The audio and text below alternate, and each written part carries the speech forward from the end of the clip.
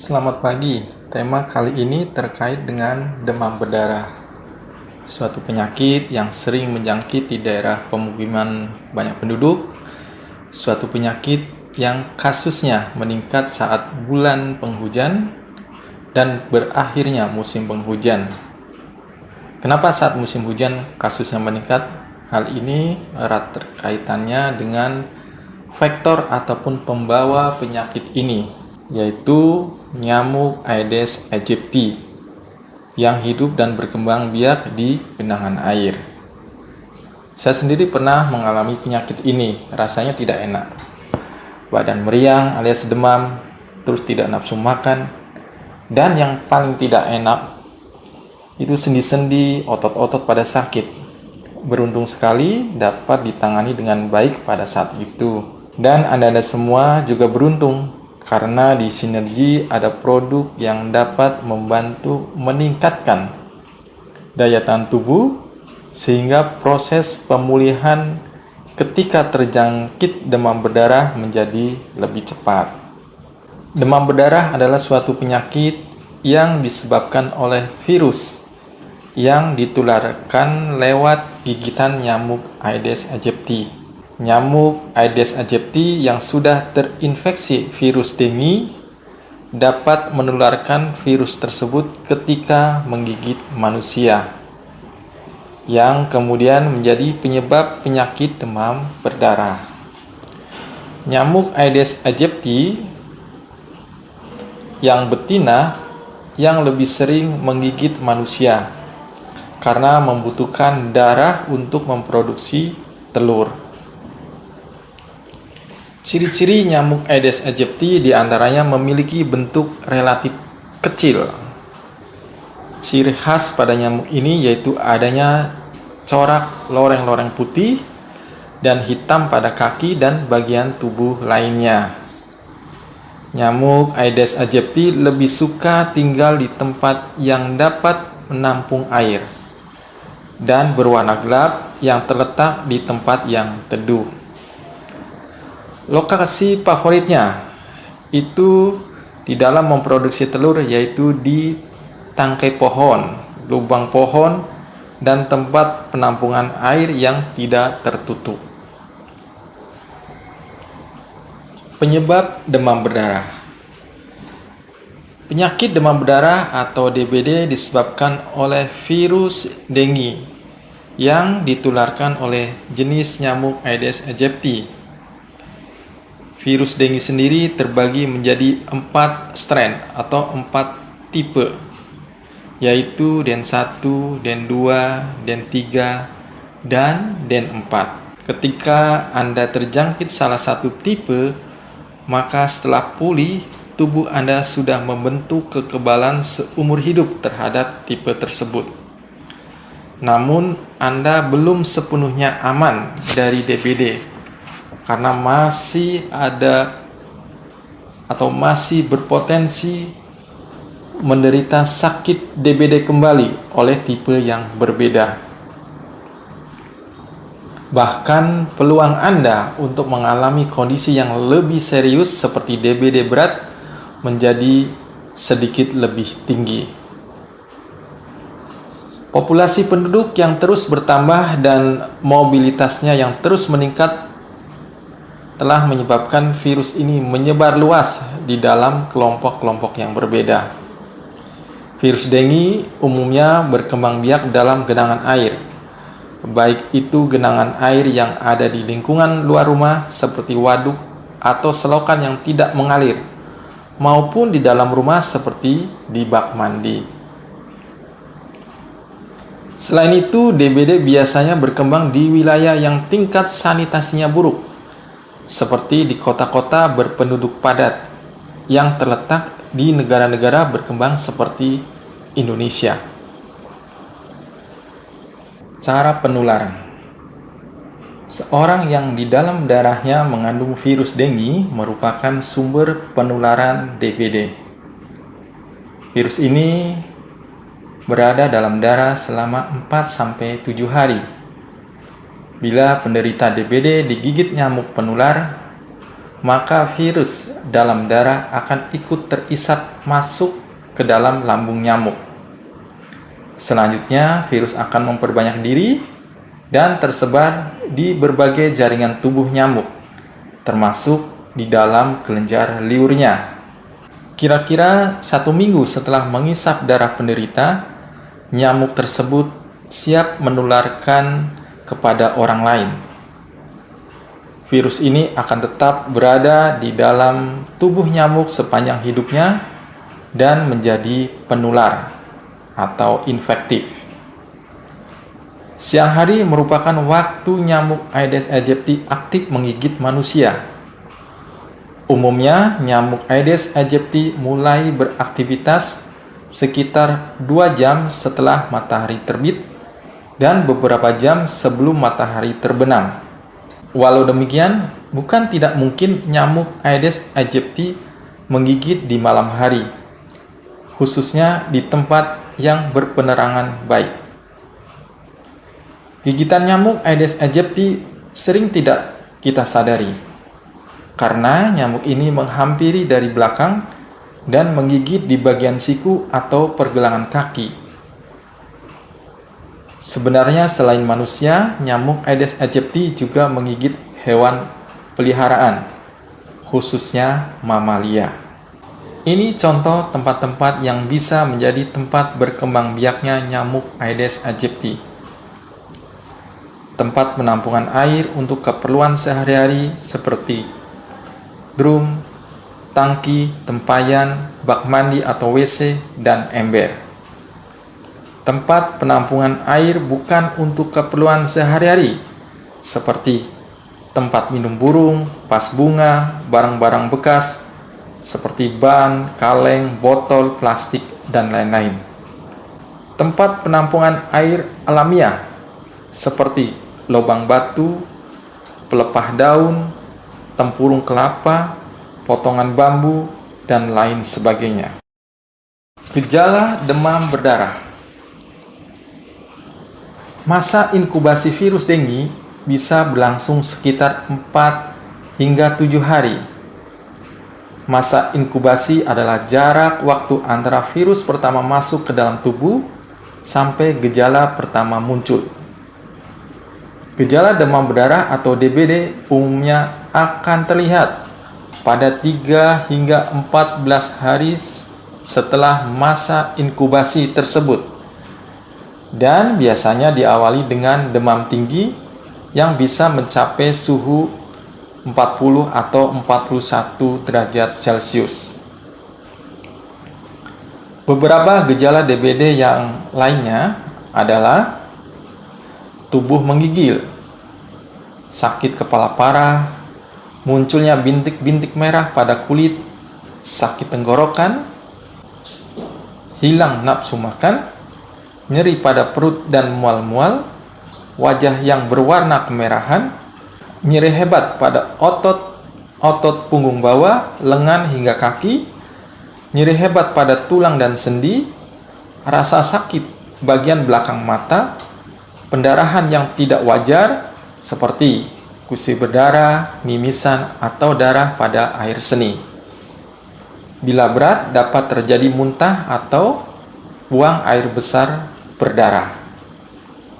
Jika segera diobati, gejala tersebut biasanya reda dalam waktu beberapa minggu, dan sesudah mereda, biasanya pasien akan butuh waktu beberapa minggu lagi untuk sembuh total. Umumnya, penderita DBD akan merasa sangat lelah ketika gejala penyakit tersebut mereda. Peringatan lain terkait gejala demam berdarah, misalnya BAB berwarna hitam, menstruasi bertambah banyak, demam turun tapi kondisi anak memburuk seperti lemah, lesu, ingin tidur, tangan dan kaki dingin, tidak nafsu makan, dan ini perlu diwaspadai. Kunci keberhasilan untuk menyembuhkan bahkan menyelamatkan nyawa penderita DBD ialah dengan penanganan yang tepat waktu. Kita mengenal 3 fase DBD yang juga dikenal dengan siklus pelana kuda.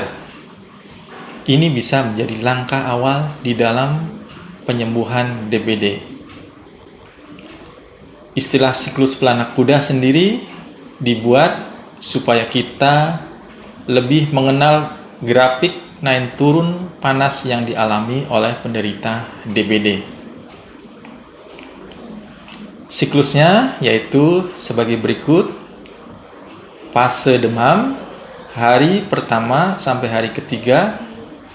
Gejala awal DBD bisa dimulai dengan demam tinggi antara 39 sampai 41 derajat Celcius. Demam bisa berlangsung selama 3 sampai 4 hari dan biasanya tidak dapat reda ataupun tidak dapat diredakan dengan obat penurun panas biasa. Walau demam bisa menjadi gejala untuk banyak penyakit, bila demam tinggi tak kunjung turun dalam waktu 2-3 hari dan disertai dengan satu atau beberapa gejala lain seperti lemas, sakit kepala, sakit di daerah bola mata, nyeri sendi dan otot, bahkan pendarahan ringan seperti pendarahan pada gusi, ataupun hilangnya nafsu makan yang disertai dengan mual, muntah, sebaiknya kondisi ini mendapat perhatian khusus oleh kita bersama. Penanganan selama demam, perbanyak minum air untuk membantu menurunkan suhu tubuh dan mencegah dehidrasi. Bila demam tak kunjung reda selama 2-3 hari, jangan tunda untuk segera menemui dokter agar mendapatkan pemeriksaan lebih lanjut. Fase berikutnya kita sebut dengan fase kritis, yaitu hari keempat sampai hari kelima. Fase ini ditandai dengan demam yang mereda. Banyak penderita yang salah kaprah dengan suhu tubuh yang kembali normal atau bahkan di bawah normal. Mereka mengaitkan dengan kesembuhan.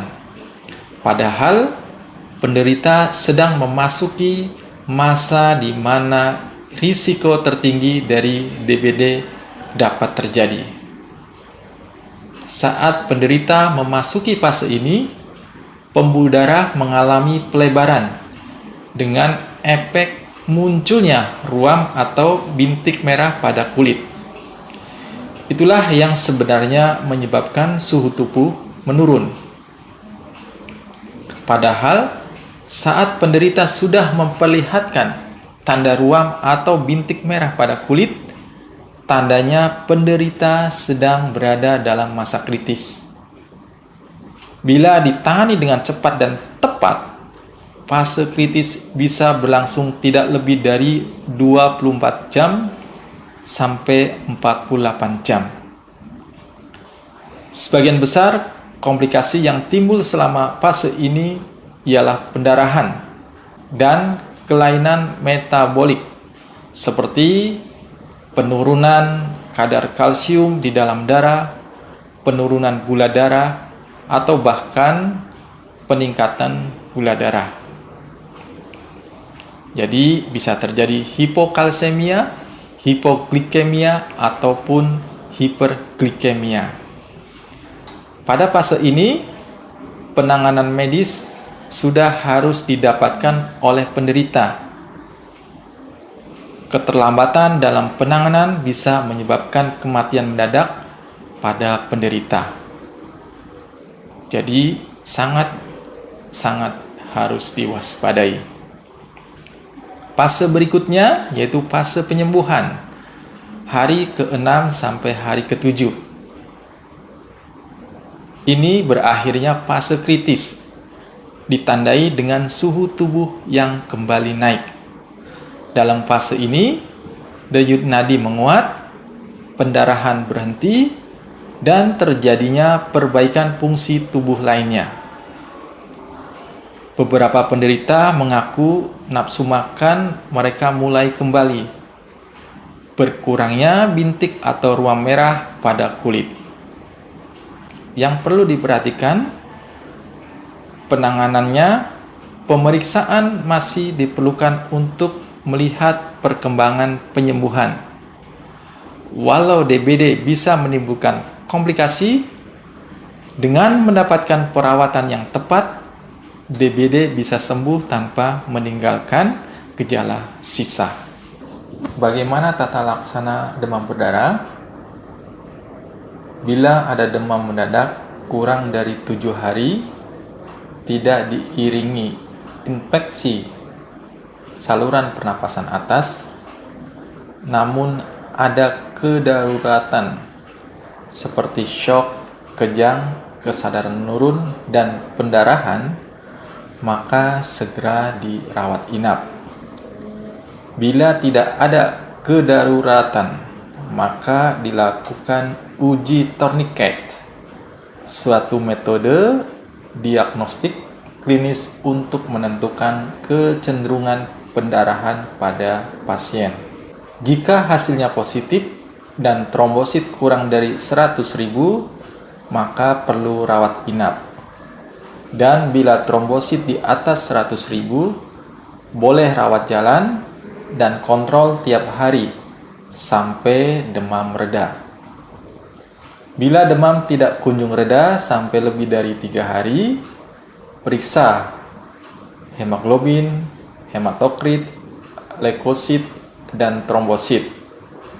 Dan bila trombosit kurang dari 100.000, perlu rawat inap. Nah, tadi jika hasil uji tourniquet negatif, perlu rawat jalan dan mengikuti prosedural seperti pada gambar ini. Pertolongan pertama pada demam berdarah adalah istirahat, perbanyak konsumsi cairan, minum obat penurun panas atau demam, dan kompres dengan air. Dan kalau DB-nya berat, perlu perawatan di rumah sakit, diberikan infus, pemantauan tekanan darah, bahkan transfusi untuk mengganti darah yang hilang. Pokoknya segera bawa ke rumah sakit bila menemui gejala seperti kesadaran menurun, anak gelisah, kulit, kaki, tangan adem atau anyep, lembab dan dingin, kencing berkurang atau malahan tidak kencing selama 6 jam, kejang, kurang nafsu makan, minum, muntah, terus-menerus hingga anak lemas, keluar pendarahan pada hidung, kulit, mulut, ataupun dubur. Pencegahan dari demam berdarah. Tidak ada vaksin yang tersedia secara komersial untuk penyakit DBD. Pencegahan utama demam berdarah terletak pada menghapuskan atau mengurangi faktor nyamuk DBD. Pemberantasan sarang nyamuk DBD adalah kegiatan untuk memberantas telur, jentik, dan kepompong nyamuk DBD di tempat-tempat pembiakan. Kita mengenal istilah 3M untuk pemberantasan sarang nyamuk DBD. Menguras dan menyikat tempat-tempat penampungan air. Itu M yang pertama, seperti bak mandi atau WC, drum, dan lain-lain. M yang kedua, menutup rapat-rapat tempat penampungan air seperti gentong air, tempayan, dan lain-lain. M yang terakhir, mengubur atau menyingkirkan barang-barang bekas yang dapat menampung air hujan. Kemudian ditambah dengan 3M+,